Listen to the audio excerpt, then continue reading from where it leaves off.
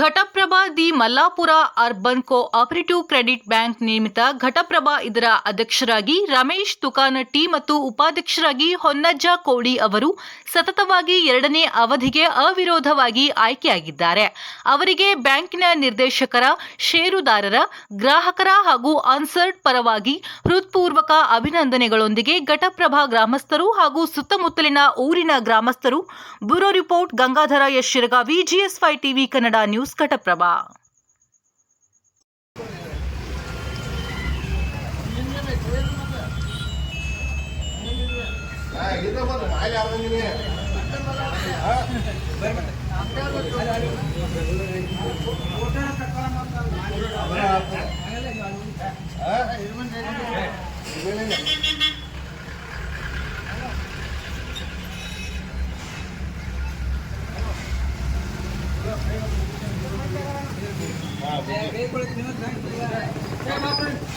Thanks.